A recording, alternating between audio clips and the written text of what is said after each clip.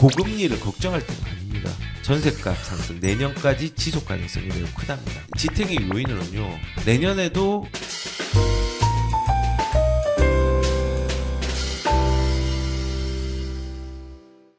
전셋값 상승 내년까지 지속 가능성이 매우 크답니다. 예, 근데 크다라는 게 의견이 아니라 실제로 집값, 전셋값이 오르고 있는데 이 내용을 보니까 되게 재밌습니다. 지금 시장이 불안하니까 전세의 수요가 늘어났습니다. 지금 집을 왜 사? 라고 얘기를 하죠. 멈출 줄 모르는 전셋값. 우리가 전세든 월세든 집을 사든 혹은 극악의 상황에서 노숙자가 되든 네 가지 중에 선택을 해야 됩니다. 그런데 우리가 노숙자가 되는 사람은 작죠. 그리고 월세나 전세로 옮기는 사람이 많은데 월세가 좀 많았던 시기가 언제냐면 금리가 높았던 시기는 월세로 대체했는데 지금은 월세랑 전세랑 좀 비등해지고 오히려 전세가 유리한 부분도 있는 시기입니다. 그래서 전세로 전향을 했죠. 그리고 만약에 신생아 대출이 있으면은 전세에 대한 수요들은 조금 더 늘어날 수 있습니다. 그러니까는 이런 선택의 여지가 있는 거죠. 매매가 불안하기 때문에 전세를 가야 되겠다 생각하는 사람이 금리가 싼 신생아 대출이 있기 때문에 그거를 활용할 수 있고요. 혹은 혹자는 지금이 기회라고 생각해가지고 전세를 가지 않고 신생아 대출을 이용해서 매매로 갈 수 있는 부분이 있습니다. 그런데 이 규모는 27조라고 했는데 9억 이하입니다. 지금 특례 보금자리는 6억 이하였잖아요. 근데 이거는 9억 이하입니다. 범위도 큽니다. 우리가 9억짜리를 없애고 지금 신생아 대출로 좀 한정해가지고 이게 또 나온 겁니다. 그래서 저는 개인적으로 전세값은요, 지금 매매로 가는 수요와 그 다음에 전세로 가는 수요가 있는데 우선은 전세값이 많이 빠졌었고 그리고 그게 지금 시장이 불안하니까 전세로 수요가 몰리고 그리고 전세의 매물들은 공급 물량이 부족하면은 전세의 매물도 줄어들고 지금 여러 가지 상황이 많은 거예요. 그래서 전세값은 임대차 3법의 역전세가 어느 정도 소진되는 시기가 7월이라고 생각합니다. 내년 7월. 그 전까지는 전세값은 조금씩 혹은 급하게 조금씩 어떤 상황이 될지 모르겠지만은 지금처럼 머물러 있지 않는 상황이 될 거라고 저는 생각을 합니다. 그래서 지금 전세가 상승은 내년에도 저는 집값을 지탱하는 요인들로 좀 작용을 할 것 같습니다. 지금 같이 안 좋은 시장에 이런 얘기 해도 되냐? 뭐 집값이 내년에 좋을 것 같다. 저는 뭐 얼마 오를지 모릅니다. 근데 지금 그냥 상황상 저는 그런 걸 말씀을 드리는 겁니다. 그리고 한편에는 이제 전세 말고 월세가 우월할 거라는 얘기도 있는데 결론적으로는 임차가 유리할 거라고 생각하는 사람들이 많은 것 같습니다. 근데 여기 보면은 내년에 전세값 올해와 비슷할 듯 월세 가격은 상승할 것이라고 이제 얘기를 했는데 내년에 전세가 뭐 보합이 38%, 월세도 보합이 38%, 하락은 월세는 8%, 전세는 28%. 근데 상승은 월세가 훨씬 높다고 나와 있네요. 읽어보면은 내년에 전세값 빨간색 읽어볼게요. 보합으로 나타났는데 아마도 상승과 하락이 34%, 28%였다. 상승 전망의 이유로는 금리 인상의 둔화 그리고 전세 수요의 증가. 아까 제가 말씀드린 거예요. 그래서 30% 했는데 거꾸로 전세의 약세를 점치는 응답자는요. 전세 사기와 역전세 등의 피해로 기피 현상을 이유로 꼽았다고 했는데요. 여기서 제가 좀 말씀을 드리고 싶은 게 있었는데 그러면 지금 이 이제 전세 약세에 대한 이유는 조금 저는 논리적으로 약한 것 같아요. 왜냐하면 전세 사기에 대한 부분들 이슈화가 됐죠. 근데 전세 사기는요. 아파트의 전세 사기가 많았던 게 아닙니다. 빌라나 오피스텔에 많았습니다. 아파트에 영향을 미치지는 않을 걸로 예상이 됩니다. 그리고 역전세 엄청 많이 소진됐습니다.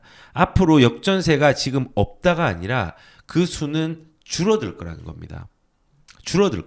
지금 많이 줄었거든요. 역전세가. 이것도 제가 저번에 숫자로 한번 보여드렸습니다. 계속 줄어들 거고 이게 임대차 3법 때문에 일어난 거예요. 임대차 3법 때문에. 금리와 임대차 3법이 결합을 한 겁니다. 그래서 많이 빠진 게 지금 올라오고 있는 추입니다. 그래서 역전세로 기피를 한다. 내년에 역전세에 대한 이슈가 있을까요? 지금 역전세 이슈가 있나요? 저는 지금 역전세 때문에 문제가 된다라는 신문은 쏙 들어갔습니다. 불과 넉 달 전만 하더라도 지금 이 역전세 큰 이슈가 돼가지고 큰일 났다고 했습니다. 근데 내년에 역전세기는 안 나올 겁니다. 그래서 뭐 지금 월세가 우세할 거라는 부분에 대해서 얘기를 하는데 어쨌든 통합해서 임차에 대한 수요들은 증가할 것이라는 어떤 전망 때문에 이렇게 한 것 같은데 개인적으로는 임차의 수요가 늘어나는 시기가 분명히 조금은 있을 수 있고요. 그리고 그 시기에 시장의 매매가들은 조금은 주춤할 수 있는 여지도 있습니다. 그런데 이 기간들은 오래 가지 못할 겁니다. 오래 가지 못할 겁니다. 전세에 대한 임차에 대한 부분들이 만약에 매매로 수요들이 좀 많이 들어서는 순간요. 전세나 임차의 수요들이 분명히 또 매매로 또 올라가고 이 상황들이 또 한번 연출될 수 있다고 저는 생각을 합니다. 예, 그래서 우선은 내년에는 임차에 대한 부분들이 계속 클 건 아니고 지역별로도 다릅니다. 물량이 많이 나오는데 뭐 지금 아까 전에 노홍채님께서 걱정하셨던 게 그 하남의 물량이 둔촌주공에서 엄청나게 쏟아지면은 11월 달로 좀 축소가 되어가지고 주변에 문제가 되지 않느냐. 예, 그런 지역들이 분명히 생길 겁니다. 물량이 많으면요 이거를 이길 수는 없거든요. 영향은 분명히 미칠 겁니다. 예, 미칠 건데 지역별로는 차이가 있지만은 매매가는 조금의 주춤한 시기는 일시적으로 있을 수 있지만은 그때 임차의 수요들은 늘어날 수 있고 7월까지는 역전세라든지 임대차 3법 때문에 부작용의 마지막 단계까지 가는 게 한 7월 정도라고 좀 생각을 하고 있는데 전세가는 아마 그 정도까지는 꾸준히 우선은 좀 올라갈 수 있는 여지가 있고 매매가는 1분기 정도까지는 어떻게 될지 모르겠지만 조금은 어려운 상황도 분명히 있지만 2024년도 같은 경우는 올라갈 수 있는 여지들이 조금 또 크다고 생각합니다. 조금은 더. 지금은 그래서 저는 개인적으로는요 고금리보다 유동성에 집중해야 되는 시기라고 저는 생각을 합니다. 지금 뭐 한은에서 연준 정책의 전환 기대가 강화되어서 시장의 변동성이 확대될 수 있다라고 해서 한은의 유상대 부총재께서 FOMC에서 페드에서 이제 뭐 물가지수 대비해 가지고 뭐 이제 여러 가지를 살폈겠죠. 그래서 금리에 대한 부분들 지표를 둔화시킬 거고 비둘기파의 발언들이 조금 더 강화되고 있는 부분에 대해서 얘기를 하면서 잠정적으로 피벗 자체를 내년에 할 가능성들을 조금 점을 쳤죠. 그래서 여기에 대해서 한은도 지금은 금리에 대한 기조를 좀 유지를 하겠지만 앞으로는 연준 통화 운영에 대한 관심이 금리 인하 시점에 맞춰질 걸로 보이는데 그 과정에서 금융과 외환의 변동성이 수시로 확대될 수 있다. 라고 얘기를 합니다. 이 변동성이 커진다는 건요, 더 쪼인다는 게 아니라 이제 더 푼다는 의미입니다. 네, 더 푼다는 의미입니다. 그래서 일단은 뭐 상황들은 어떻게 될지 구체적으로 알 수 없지만은 지금은요 고금리를 걱정할 때가 아닙니다. 이거는 이제 고금리 이슈는 지나간 겁니다. 지금은요 이 지나간 과거를 보는 게 아니라 앞으로 다가올 유동성의 미래를 봐야 됩니다. 지금 M1, M2에 대한 시장 통화량들이 조금씩 늘어나고 있습니다.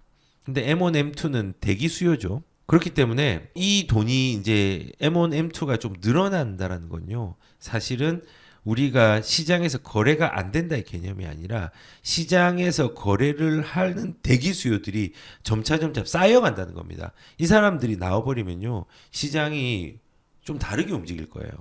유동성이 이제 시장 자산으로 흘러가면요. 그래서 우리는 지금은 이미 지나간 이슈에 공포를 가지는 게 아니라 유동성에 집중을 하는 시기가 지금 저는 2024년도라고 생각을 합니다. 뭐 이게 맞고 틀리고의 문제는 뭐 알 수는 없지만요. 이거는 내년도 그렇고요. 우리가 이 유동성이라는 인플레이션으로 이제 연결되는 이 유동성이라는 부분의 시기들이 항상 우리가 뭐 10년, 20년 내에 언제 들어올지 모르지만 항상 끼어 있다는 걸 잊지 말아야 됩니다. 그래서 부동산은요, 우리가 그냥 언제 부동산이 올라간다라는 것들을 맞추는 것보다요, 이것들을 우리가 쉽게 거래를 하고 그 다음에 내 재정에 맞게 거래를 한 이후에 이거를 기다릴 수 있는 체력들까지 점검한 이후에 이 유동성 시장을 기다리는 게 부동산이거든요. 그리고 긴 안목에서 보면요, 이거는요 사실은 실패할 수가 없습니다. 내 체력을 알고 그 다음에 좋은 시기를 어느 정도 가늠하고 저점을 맞추는 게 아니라 그 시기를 그 넌지시의 시기들을 가늠하는 겁니다. 그런 것들 알고 간다고 하면은 사실은 부동산은요 실패할 수가 없습니다. 그래서 우선은 2024년 지탱하는 요인 중에는 이 유동성이 이제 조금 작동하는 시기가 좀 오지 않을까 이제 생각을 합니다. 그리고 지탱의 요인으로는요, 신축 아파트들의 가격들을 들 수 있습니다. 이 지금 뭐 분양이 안 된다 하지만요, 서울의 분양가는 23개월 만에 신고가를 찍었습니다. 그리고 집값이 떨어지는데 이 분양가는 3,400만 원이 돌파했다고 합니다. 한 달 새 200만 원 올랐다고 합니다. 그리고 이게 서울만의 문제냐?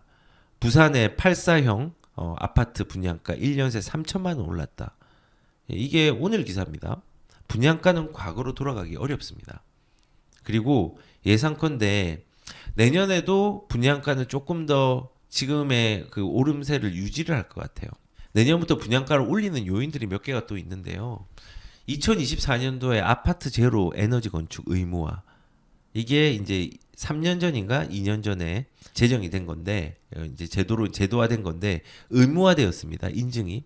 그래서 국토교통 탄소 중립 로드맵에서 요거를 이제 제로 에너지의 인증을 의무화시키면서 이제 건축 단가들이 내년부터 늘어나게 됩니다. 그리고 얼마 전에 저번 주죠. 새 아파트 층간 소음 심하면 준공 승인 안 해준다고 했는데요.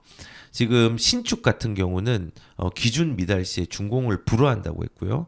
구축 같은 경우는 방음제 보강을 지원을 한다고 했는데 이것도 이제 해야 되는 거고, 그리고 공공에서 신축을 할 경우에 LH 바닥 구조를 1등급을 전면 시행한다고 합니다. 바닥 두께 올리고 소음 측정의 표본수 가구수를 확대한 등 이제 예산들이 더 들어갈 일만 남은 거죠. 이게 어디에 다 반영되냐면요, 아파트 가격에 반영이 될 수밖에 없습니다.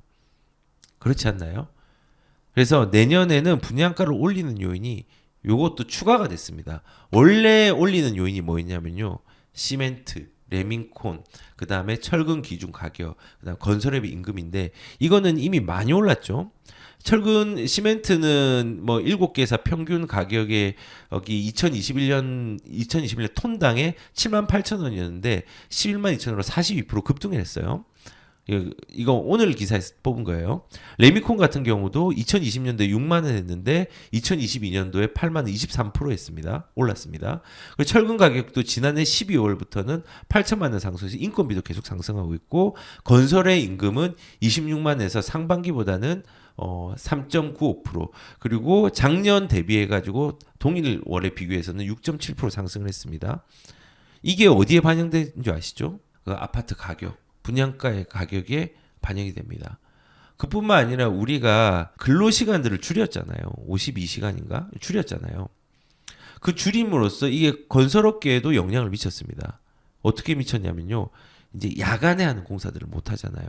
그러면 공기가 늘어납니다. 공기가 늘어나는 건요, 공사비가 늘어나는 겁니다.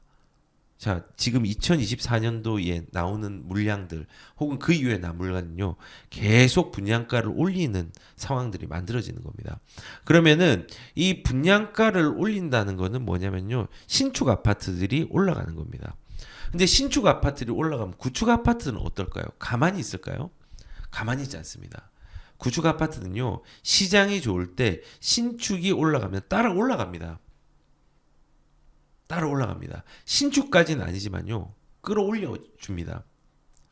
그래서 제가 이제 다시 말씀을 드리면은 기존에 올리는 요인과 내년부터 또 올리는 요인들이 결합이 됐습니다. 분양가가 더 올라가겠죠. 2024년도에 집값이 분양이 잘 안 되는 시기가 있을 수는 있지만은 분양가는 올라가면요, 어느 순간에 이것들은 이 분양가 올라간 가격이라도 미분양들은 언젠가 소진이 됩니다. 송도도 미분양이었습니다. 반포자이랑 레미안 퍼스티도 미분양했습니다. 잠실도 미분양이었습니다. 미분양이 있어. 지금 이 집들이 미분양으로 남아 있나요? 부산에도 뭐 우암동에도 미분양인데 완판이 되었죠. 그리고 검단 신도시도 사람들이 걱정을 했지만요, 검단 신도시 가격들 회복들이 되게 많이 됐습니다. 미분양이 있었습니다. 근데 지금은 미분양이 소진이 되고 있습니다. 이 말은 뭐냐면요, 미분양이 나더라도 집값을 너무 사업성이 안 나오게 떨어뜨릴 수 없다는 겁니다. 2024년도에 이렇게 기존의 분양권을 올리는 부분과 플러스 이런 그 건축에 대한 부분들의 뭐 제로 에너지 건축이라든지 층간 소음 이런 것들이 결합이 되면서 추가적으로 올라간 요인들이 생긴 겁니다. 그래서 저는 이제 분양가도 좀 올라가고 이게 나중에 시점을 맞추지 못하지만요. 이게 이제 구축들도 끌어올리는 양상들을 나타내게 될 겁니다. 그래서 지금 현재의 상황과 비명들을 들어보면요. 이번에 특례 보금자리론뿐만 아니라 거기는 9억이니까 이제 청년 주택 드림 대출을 정부에서 출시한다고 했는데 이제 여기에 대해서 너무 심하다라고 얘기를 하고 있죠. 왜냐하면 가격들은 이렇게 많이 올라와 있는데 2%대 금리를 찾기 위해서 수도권에 집을 찾으려고 하니까 집이 없다는 겁니다. 지금 보시면은 국평을 6억 이하 조건으로 청년 주택 드림 대출을 받으려고 하는데 이런 집이 서울에 남아 있는 게 한 9.8%, 9.8%, 그다음 수도권은 48%. 수도권 좀 많죠. 근데 전국으로 따지면은 비중이 79.5% 많아요. 근데 사람들이 수요가 가장 많은 데가 어디죠? 서울이고 수도권이죠. 근데 거기에서 많이 안 나오니까 이걸 찾기 힘들다는 겁니다. 다만 저는 이거를 희망 고문이라고 비난하지 마시고요. 우선은 아쉬운 건 있는 건 분명합니다. 그러면은 여기에 수도권에서 48.3%라고 했잖아요. 여기에 해당되는 입지 중에서 가장 좋은 데가 어딜까? 이걸 한번 따져보는 겁니다. 그런 걸 잘 따지고 가셔야 됩니다. 수도권에 남부권에 좋은 데 많습니다. 그리고 남부권에서 6억 이하로 나올 곳이 몇 군데 있습니다. 이런 것들을 한번 따져보면서 부정적인 기사를 내가 이익을 볼 수 있는 기사로 흡수하는 훈련들도 좀 하셨으면 좋겠습니다. 더불어서 좀 말씀을 드리면 그래서 뭐 지금 제가 여러 가지 얘기를 했지만은 전세의 상승세, 그 다음에 금리보다는 유동성, 금리에 대한 변동성이 분명히 있을 거니까, 그 다음에 분양가의 어떤 올라감, 그 다음에 아까 좀 추가적으로 말했던 입주 물량이 역대 최저급, 그리고 신성화 대출 등에 대한 유동성의 어떤 트리거 역할을 하는 어떤 대출들이 유동성의 확대를 조금 올릴 수 있는 부분들, 전세가의 방향성, 그리고 가장 큰 변수 총선에서 부양책이 나올 수 있는데 이러한 부분들을 뭐 정비 사업이나 세제 혜택들을 어떻게 할 수 있는지 이제 거기에 따라서 이제 가격들은 변하겠지만은 이 정치의 변수는 저는 짧고 인플레이션은 길다, 계속된다라는 부분으로 접근을 하고 2024년을 바라보는 게 중요하다고 얘기를 했습니다.